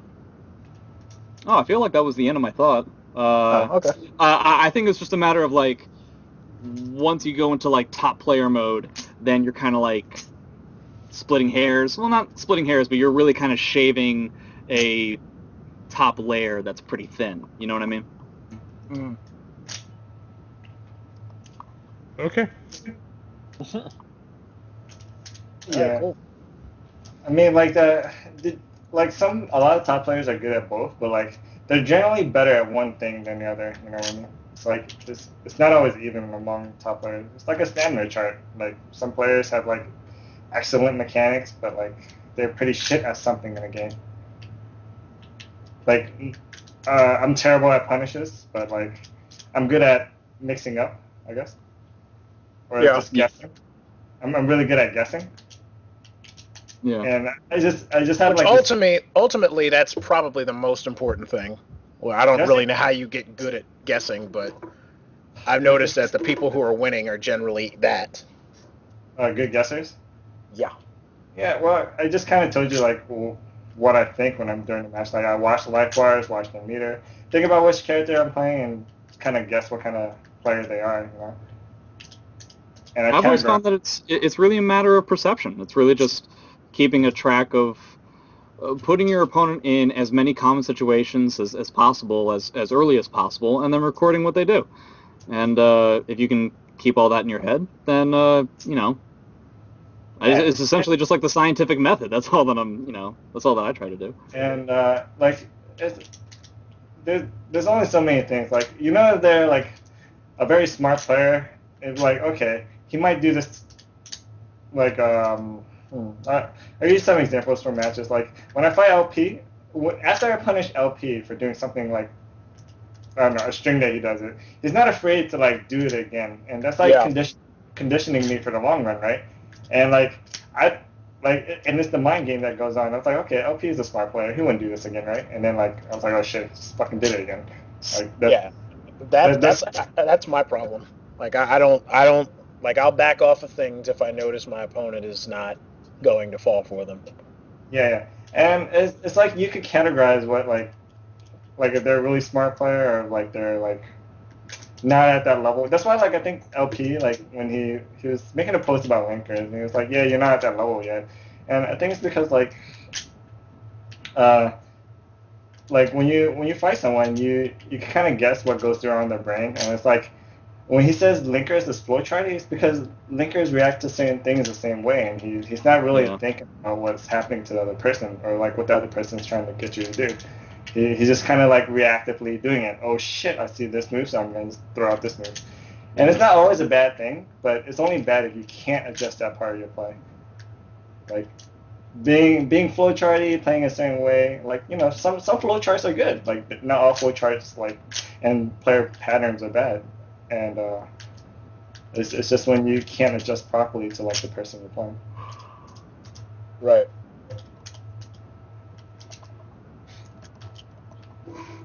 I felt like when I played against Link, I mean, I never played against his Algol, so I have no idea what madness goes on there. But when I played against his Siegfried, I felt like most of the rounds he took from me were like out of the blue Wild Rising Bees or something like that. And if that didn't hit me, he didn't win the round. So, yeah, it's like panic flowchart, like kind of like reflexes, I mean, if it worked, it's fine. Like I think that's one of the things. I didn't know if he was doing that on purpose because he was fighting against Laisha, or if he was doing that because that's what his style is. Like that was the only difference. Because I noticed some people play differently in certain matchups, but they wouldn't do that in like if I could hurt him really bad for trying to duck, then he probably wouldn't do it, but I don't know. I haven't played him all that often, so Yeah, Link is not bad. I don't think Link is so bad. I don't think he's bad either. No, he's just a tad narrow-minded. Yeah, it's still some things I feel like he needs to learn, but he's not too far off from like. It's really just experience, I think. Yeah, just playing more. You kind of explained it, where it's like there are just certain areas where he hasn't really gotten used to thinking while not thinking. You know what I mean? Like, in the middle of a match, he sometimes loses it and will just go to your cookie-cutter type of responses. And at the level that he's trying to play at, that's simply just too easy to spot. And yeah, like going for like the obvious big launcher when that's, yeah, the obvious play to go for. And sometimes they work, it's the right play, but sometimes. But a lot of times it won't. Yeah, against like a lot of like really good players, you have to sort of like adjust your play a little bit somewhere. Yeah, that's like the one thing that they look for. Yeah. It's like, how am I going to lose this game? The only way that I lose this game is if Link gets this one thing. As long as I 100% keep myself away from this one thing, which isn't that hard to do, then he'll have to guess like 5 times. And if he guesses 5 times, then he guesses 5 times, and that's how it is. True, but it is still a guess. I mean, for example, if I'm specifically baiting Wild Rising B from Siegfried, he can still grab me, he can still low grab me, he can still AGA if I'm trying to step it. There's other things he could be doing in place of that, but I think another thing, They're just not worth as much. No, it's not. But it's the mind. minimize. It's mental damage more than it is actual damage. Because I mean, if you're just standing in the same spot with every situation and you're getting grabbed, it's like, okay, he's obviously not doing what I'm trying to bait. So, do I stand here until he inevitably gives in and does the right move, or do I just let myself die to grabs or die to whatever? So there's still that. Yeah, but at any point you could break out of the grab, and then suddenly the situation, Well, you can. I mean, well, there's that too. But meanwhile, if you're wrong on the 3B, well, that's just it. Then it's over. Right, but I mean, In this hypothetical situation. breaking grabs is a guess in and of itself. That's just Yeah. I don't necessarily consider that part of the overall metagame. That's just like either you broke it or you didn't. But I just feel like it's important to like minimize risk to the point where your opponent has to be right multiple times. Right. If you can do that, then you really tone down the comeback. And let's be honest, if the person's lucky enough to where they're going to guess right 5 times, then if I guess wrong about the 3B once, then they probably would have guessed right about that. You know what I mean? Like, if they guessed right 5 times about this one thing, then they were probably going to guess right once about this other thing. Right. Yeah. What was I going to say? Oh yeah. So another thing I would say is one of my.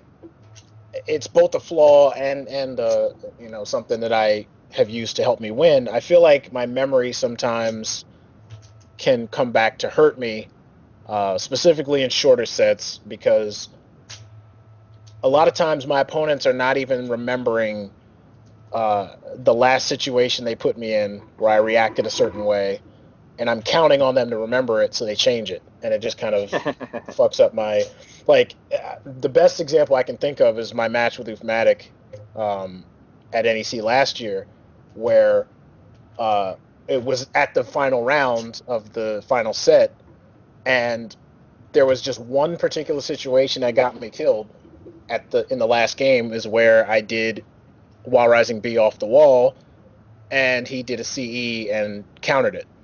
And the entire reason for that one situation was based on him doing one specific move throughout the entire game and reacting a specific way, and he didn't do it that particular time. And it blew my mind when it happened, because I'm like, I never gave him a reason to try and counter me with a CE, but he felt like he should do it anyway.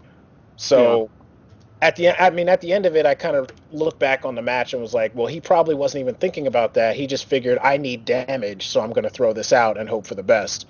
But for me, it's that's like Ufonic's game plan 24/7, though. I mean, he's he not throws that out 1-1 bad. B. Like he throws out 1-1 B like it's safe. Well, he throws it out because he needs it. I mean, it's not like it's a bad move. It's just unsafe. Like, if he's not doing that, what else is he going to do? I don't know. When I play Oof, I just pick Pat and block, and it works. Because he kills himself. He kills himself from me almost every time. Well, my point was just by observing what he was doing after these specific moves, it led me to the decision that if I use While Rising Be Brave Edge, it was going to beat what I thought he was going to do.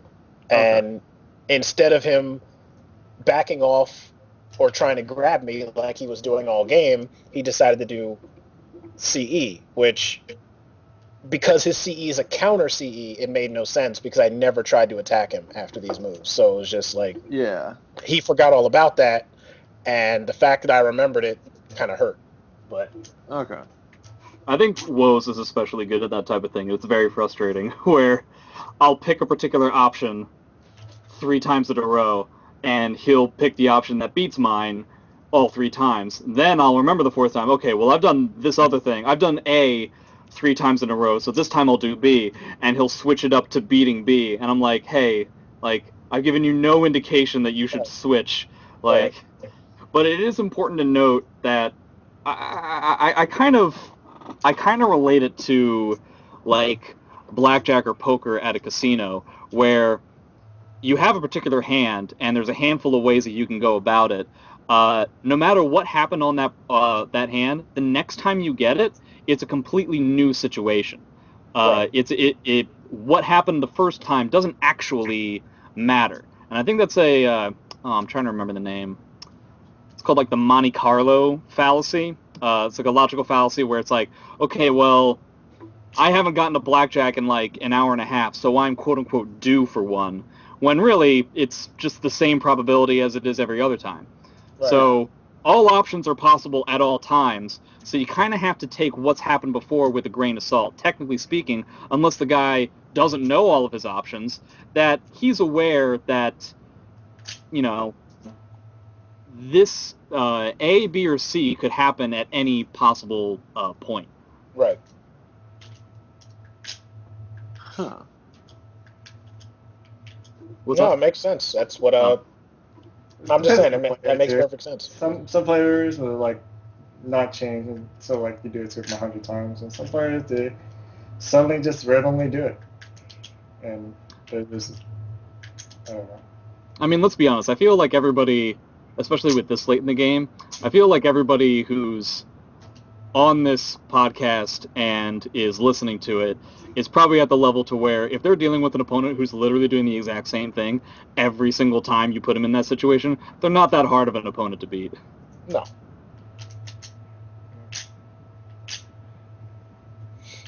No, it's only when it comes to like specific situations where you expect, and that's part of the other problem, is that because we're all aware that most of us who are still left in the game have at least some level of competent like adaptation. You start to, and I guess this kind of goes into the one topic that Money Muffins put on Facebook about overestimating and underestimating. But you start to at least give a certain amount of default respect. I get maybe respect's not the right term, but I think respect is more of the correct term than overestimating your opponent. maybe. Like you give your opponent respect without them having earned it. But like for example, like when I played Ninja Guy, there were certain things where I guess I expected him to react differently to, and he didn't. And it was more. It wasn't so much that he was reading me. It just felt like he wasn't aware he was in danger, and so took that situation entirely different from how I was trying to present it, I guess. But I think I it's don't know. important to give the opponent I honestly give my opponent as little respect as possible until they've earned it. I try to take the first game and put them in as many standard situations as fast as possible, just to see, like, so for instance, against Woahhzz, virtually every time I play against him, in the first game, I try to make a point of hitting him with Mitsu 33K on counter hit into 1A to see if he has the Ukemi Just Guards. So if you like watch the match that I had against him in Winners Finals, I believe I do that like within the first like 15 seconds, just to see like, okay, sometimes he has this Just Guard and sometimes he doesn't. And if he doesn't, then this is a huge boon for me. And if he does, then it's important I know that right away. So, and I believe he didn't have it then, and then he had it later on in the round or later on in the set. And, it's still important to me to like test out like as many situations as possible, so that I know what kind of thing that I'm dealing with. Well, I guess my question to that would be, how many times do you do it before you realize, okay, this is not something I can use against them? Like, do you only have to do it once? Or that would depend on the character. If Woahhzz is getting Just Guard into double Just Guard and Twister Punish, it might just take only one, because that's a pretty that's a pretty costly thing to find out. But sometimes, and it would also depend. In a tournament set, it would basically be one.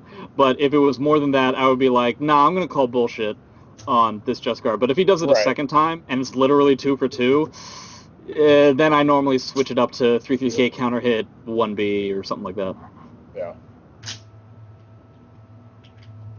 So it depends on the amount of damage that I'm taking as well.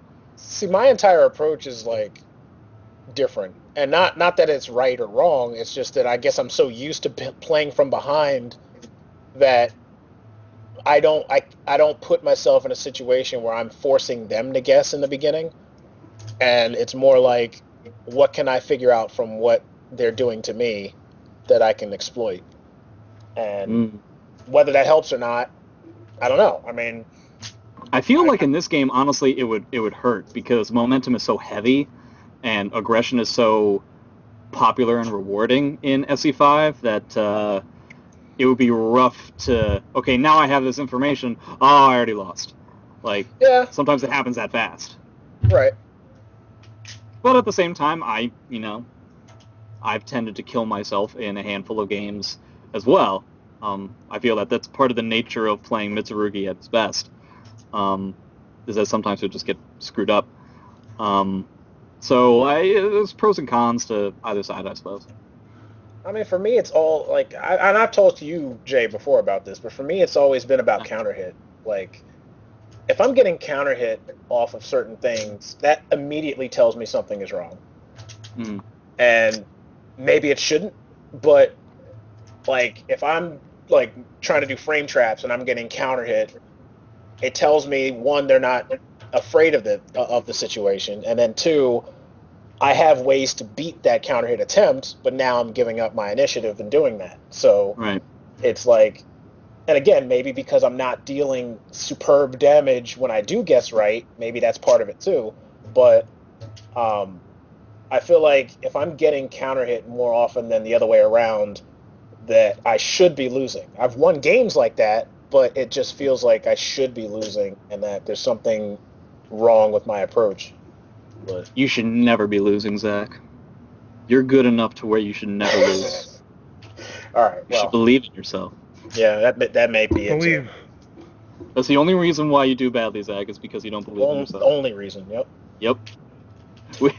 I can't I'm think of an honestly argument perfect. that I is more just- tired for us than that. Oh man. That Jay is and what Zach it could is, be man. so good if they just weren't such pathetic losers. Well, I've never heard that, but Oh, okay. I've heard the confidence thing. Yeah. But then again, I guess it's the same thing as me hearing like, "Oh, well, you'd be winning tournaments if you weren't playing Leisha," and it's like, I No, know I that's have true. other things. I know I have Nah, other things to work on. That part is true, though. But That specific one is very true. maybe it is. Who knows? I do. All right. Well, Jay knows. You always play like somehow one of the worst characters in each game for 4 and stuff. Yep. I don't know how it happens. In Zach's defense, Leisha was not one of the worst in the game when Nope. it came out. No, yeah, So it's not entirely his fault. until like freaking Namco decides to like fuck you over. It's like, oh, Zach's using him? Fuck this. Yeah. That's how they make their entire balancing decision. Just who is Zach. That's exactly what LP said to me the other day. He's like, dude, I hope your character's good in 6 because Damco said, fuck you. But his character won't be good in 6. Like, that's the whole point. Zach, gonna you wait- need to let me know which character you're going to pick. Actually, it's funny you say that because Melina ended up getting good by the time I quit the game. Yeah, because you quit the game. If you had stayed in the game, Melina would be like bottom Right. 5. Right. Oh, man. And then you start again, she's just gonna get nerfed, so don't. Yeah, that's true. Maybe I should play another character and leave the one I like alone until it's patched. Yeah, Yeah, pick like- the character I mean, that like, you you find start most off with frustrating, that, and then he'll get nerfed to shit. Like, I'll play Siegfried next game. I hate playing that character. It's Why? it's so anti-me. Like, he's such a sluggish, like... Cool, I mean, interesting, the character is interesting on an aesthetic fun, level, fancy. but he's not fun at all to play to me. Oh. Like, everything is too precise, and he's so sluggish. I can't move. Yeah. It's like, that's everything I don't like about fighting games. The only rewarding thing is his damage. You guys should Well, play. the great You guys should sword. play Mitsurugi. Yeah. Mitsurugi is good for. You know what's everybody. funny? I hate Mitsurugi, but I could probably play him well if I Everybody actually, can play if I Mitsu committed well. to him. Everyone can Mitsu's play super Viper duper as- easy. Yeah, it's not Well, hard at all. By well, I mean, I've like, fooled everybody. I don't necessarily mean like as far as results. I mean as far as like being able to gel with him fast. Like he seems like a character that could fit what I do quicker than other characters. No, I mean that's what I mean. He's the most well balanced character that it works for any style. You can play Mitsu in any style that you want. Yeah. I really believe that. No, you can. Yeah, you can play the RTD. I feel the same You way can about play Hero. the Snow Falcon. You know. Zach, what you need is a character with weird hit boxes and even weirder hurt boxes. So I need a character that basically breaks the game. I should be playing Voldo if that's the case. Yeah, man. Here's Yoda. Don't play Yoda. Actually, do play Yoda. Yoda. Yeah. S4? No, fuck that game. We're gonna in SE6. You're gonna pick a character that's fantastic, And then Namco's like, sorry guys, we don't have the rights to this character, so we're removing him and replacing him with Yoda. But trust me, he'll be really good. And then we'll find out that no, he actually isn't any good. Yeah. Zach, here's what you have to do. For Soul Calibur 6, you're immediately going to play the guest character, no matter who it is. That's what I did. Actually, I end up hating most guest. I liked Ezio though. I thought he fit in well, but most guest characters I don't really like. It's too bad Ezio blows. He does But a he's lot. not. He's. I mean, He's pretty bad. he's not bad. He's just not amazing. He's like almost bottom 5. Yeah, but bottom 5. Bottom 5? Sure, the fact Yeah. that he's not amazing, not because he like Zwei would be bad. Ezio has. Yeah, okay. He's No, just I see, not. I see what you mean. But it's pretty. Yeah, he's pretty lackluster. He's pretty underwhelming. Yeah. Win, you don't agree with bottom 5? No. No, bottom Why not? 6, maybe 7. I can think of Say 5 other five. people who are worse than him. Yeah, I agree. Okay, but then like 6 or 7, you know. Yeah, 6 is. I mean, what's really the difference between 5 and 7? Like, I said close to bottom 5. I said If- maybe. If you say your character's bottom 10, no one cares. That's the difference. I mean, yeah, the word bottom is the key word, not the 10. It's the fact Yeah. that it's bottom 10. Like, Yeah, that's the only every- characters that matter in terms of bad are Zwei and Damp. As long as you're not playing, and Raphael almost. As long as you're not playing those characters, you should be fine. Sig is bad. Sig is like- bad, but like, I think he's good enough to where he could win. Laisha's just deceptive because she has like the Greek tools, but they're just not as good. Yeah. So technically, she has everything she needs to win to win every matchup, but it's not Yeah, I would rewarding. agree. She has the Yeah. dollar store Greek tools. Pretty much, yeah. Or Greek tools.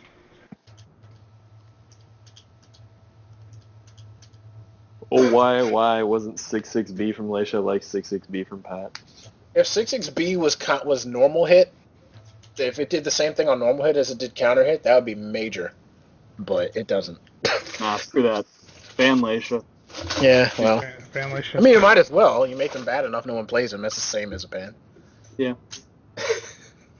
Yeah, I've always said rather than making, in terms of like rebalancing a game, rather than making good characters bad and taking away the stuff that frustrates us, let's just make like the bad characters good. Wouldn't it be cool if Zwei was like good? I mean, No. what's the difference either way? It ends up being with everybody being on the same tier, and regardless of whether it's a bullshit tier or whether it's a okay tier, it's all the same at the end. Well, I think it might mean just, like if you're always nerfing characters, you might just be nerfing characters when it's not really the problem that they're good, it's that other characters are just bad. And it's not because they have... Right. It's important to know that statistically, games that have the craziest characters, where like multiple characters are cheap, are generally considered the most fun and most popular. Most popular, sure, because everyone can win. Yeah. That's why. I mean, I Have don't you mean ever- everyone as far as the characters. I mean players. They all feel like they Yeah. can jump into a game at any point in its life and win. That's why it's popular.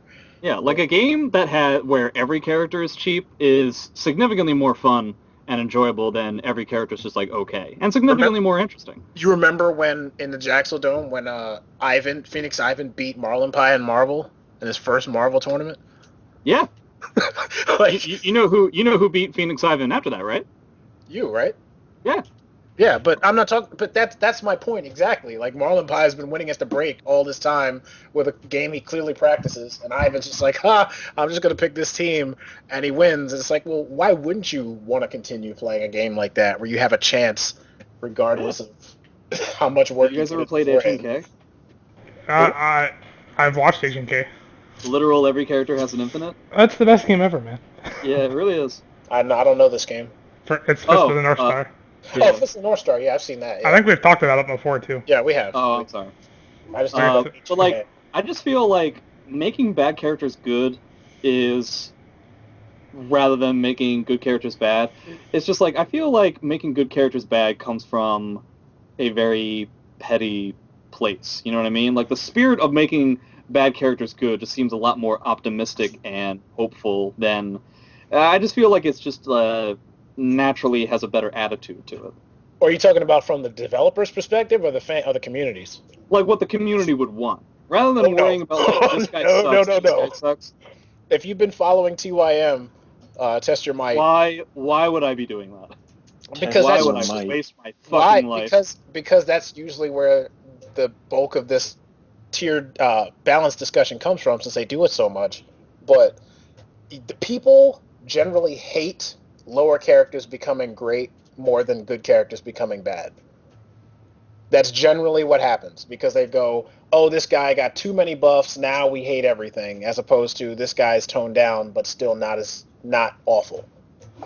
I feel like Tester Might hates a lot of things, though. No, yeah, you're right. But I'm saying, like, just the backlash from a bad character become like bottom 5 to top 5 is way worse than. They didn't like it when Takeda became like really good or something. Yeah. Oh yeah. God damn. Yeah. That's stupid though, because Takeda's cool. Melina's getting more hate than ever now. Takeda's getting more hate than ever now, and they were bad for like 2 years. Well, I have to just straightly just disagree with that, because the cycle that's just of dumb. the cycle of test your might, like complaining, is basically this character is broken, nerf him. This character sucks, buff him. Then they buff that character and they go, this character's too good now. To be fair, Mortal Kombat's system is not very forgiving. Soul Calibur has so many things in it where, okay, my character is Y, and my opponent is, I don't know, Pyrrha or Alpha Pat, but I can still ring position, I can still do wall combos, I can still get a ring out, I can still just guard. Mortal Kombat, you are fucked if you don't have ways out of pressure, or you don't have ways to deal with people mid-screen. Like, you're literally fucked in those matchups. There is no mechanic in the game that helps you win that other than making guesses. So, yeah, if you're in a situation like that, it is dependent on the matchup, and your only choice is to, hey, maybe get NRS to buff them, or I'll just pick a different character. But like, Soul Calibur is a lot more forgiving in that sense. I do find NRS and Capcom's like balancing strategies they're completely opposite. NRS reacts to everything immediately, and Capcom's like, maybe we'll patch it in like 3 years. We'll see. Yeah. And Namco's like, well, live with it. Well, they came out with Arcade Edition version 2012 pretty quickly. Yeah. I think it's like watching the meta changes in a game that goes, without patching for a long time interesting. Like there are characters in Marvel 3 now that were considered trash even just a year ago, but are now like, oh, you can actually use this character. Like, yeah. Like people are starting to like Shinko and like even Chun-Li. Right. I've seen a couple of Jills showing up. Yeah. But, it's more about the team dynamic in that case, though. Like, yeah. It's not like you have to play Chun-Li versus another character in the game. You have Chun-Li with all these assists and things like that make the character better than they are. Well, just having a good assist can compensate for any kind of bad matchup you have. Right, yeah. Right. So, like in Mortal Kombat, like I said, it's like this is the matchup. And if you're in this situation, you either get out of it or you're dead. But it's like Street Fighter V, I mean, I'm sure Street Fighter V has a tier list, but it feels like, maybe because the game's still new, but it doesn't feel like there's like one character who's just completely fucked every time. Like there's still Zangief. I would say it's half and half. From what I've seen so far, there are characters with reversals and 3-frame jabs, and there's characters that don't have those things. Right. And if you don't have those things, then yeah, you're generally considered pretty bad. Hopefully, but again, it's a new game. Hopefully I'm wrong. I really hope that I'm wrong, because every character that I enjoy playing has a 4-frame jab. So, it could change overnight. It could change within a year. It could change within 6 months. Well, Maybe that Capcom will make a revision to the game at some point, even if it's a year. I think a year. But I mean, like, they're still introducing new characters. Like, Urian still hasn't come out. Like, yeah. So a whole bunch of stuff could... Like I said, we're really in the baby stages of this game. Right.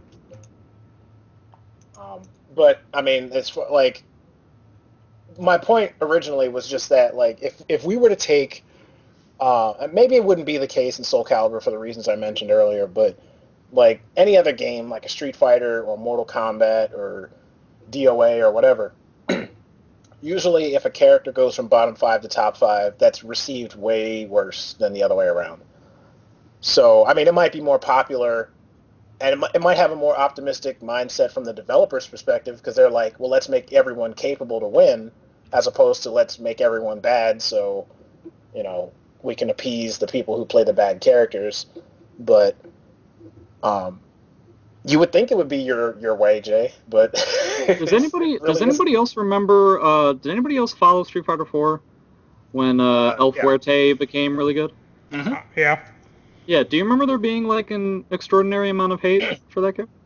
Well, I mean, I wasn't on SRK, so I think I always remember people not liking El Forte, but there weren't really many El Fortes, so it was kind of like. I don't really remember. Like, people disliked El Fuerte originally just because of like the standard mindset of like what you have to do to beat El Fuerte. It didn't really change when he became legit, when he actually had tools that fixed all the holes that he had before. So well, I don't know. There have been instances where, as far as I know, people didn't really get bothered when T-Hawk went from like worst character in the game to like mid tier in Street Fighter 2 either. I thought that was like because you said he moved up a tier based on some like unreadable mix up or something like His that. command grab doesn't have an animation on it with. Yeah, there was it's a particular input where assuming that T-Hawk gets in, which is still difficult, but once he does get in, technically speaking, if you don't mess up, then you definitely win no matter what. Like, it's a guaranteed input that will beat all options that a character has. Okay. But it's a bit different because even with that, T-Hawk still has to get in, and against certain characters, that is straightly impossible. Like so, Balsam is a really hard matchup for him. Or Sagat or Guile. Street Fighter 2 is a little bit different just because it really kind of falls like it's one of the two ways that fighting games have gone that like have really super longevity, where you have like the melee thing where if you're not playing like top 5 or top 10, then you're kind of wasting your time because you're not going to catch anybody with stuff that they haven't seen already. You're not going to, and Soul Calibur is kind of getting to this too, where the characters that are doing well in tournaments are the best characters in the game, and like there's really no way around it. Or you can go the Street Fighter 2 route, which is every character beats every other character. Like, this character is good against Zangief, will lose to Guile, so Guile wins, and then the other person picks Sim, so Sim beats Guile, so Sim wins, and then the other person plays Boxer, and Boxer beats Sim, and then Boxer loses to Sagat, and it's just like, it's more of a Wheel of Fortune type thing, you know what I mean? Right. So those are the two ways that I've seen super duper long games go. So it might be a bit different. I mean, it also depends on the community itself too. Street Fighter is going to last longer than Soul Calibur, regardless of balance. Yeah. But yeah. Where are we at on time? I think we've been going about 2 hours. Okay. Before we move on to the next thing, Woahhzz, can you shut up for like 2 seconds? Sorry, Ron. Like, we can't even get a word in edgewise. I can't help it sometimes. I just don't like talking. Are you playing, or are you just doing practice mode? Nice. I'm in training mode right now, just messing around. All right. In my experience with ST, it's like, can you win a Ryu mirror, and then is your counter pick good? Like, that's... Yeah, but like, Japanese Street Fighter is different than American Street Fighter. Yeah, they can play Japanese Street Fighter 2 is like, okay, guy, like, here's 15 guys who have literally done nothing to play this game for 20 years, for like as long as I've been alive. Yeah. And it's just like, did you beat the perfect Ryu? The only reason why you did is because you know that the character that you play wins that matchup, and you played it perfectly. So let me play this other character perfectly against your character. Well, like, it's just, a Japanese ST, they've got like 50 people who are still been playing that game religiously, right? And then in America we have Damdai. Like, yeah. That's legit, like, I don't know about you guys. Obviously, I spent a lot of my time watching fighting game stuff, but my favorite stuff to watch are, like, the little-known games that only, like, a handful of people know, but it's been out since 1998, and they've been playing that game, and only that game, since the game has been out. Like so it's like Darkstalkers? Darkstalkers, HNK, Last Blade 2, I love watching high-end, like, ridiculous games. I found this game a couple of weeks ago. It's like a Gundam fighting game, right? And one of the characters has an infinite. It's just like you do down kick and then move forward slightly and do it again. That's Awesome. Quality game. The best part about Japanese like tournament footage is just the commentary, like because they get hype about everything. Yeah. So guys, I hate to be the old man here, but it's 11 o'clock and I'm really tired. Okay. Yeah. So I think I have to stop. I think we are gonna stop. Do you want me to help you put you in your wheelchair? I would appreciate it. Because apparently old people sleep in wheelchairs. They're the most comfortable thing. No, man, I gotta reel you over to the wheelchair, then you can go to bed. You gotta wheel me to the wheelchair? Hey Jay, when's the next Eye of the Samurai gonna come out? I don't know. Don't know. Well, my job is kind of pseudo-seasonal, and we've been in the busy season for the past month, so I've been working like 50 to 60 hours a week, and I work on weekend days too. So when that finishes, it'll hopefully be significantly more consistent. During like the winter months, we basically have like no work to do, so I'll be working like a standard work week. When that happens, the next one, I've been researching it, will be me versus Menace at last NEC. All right.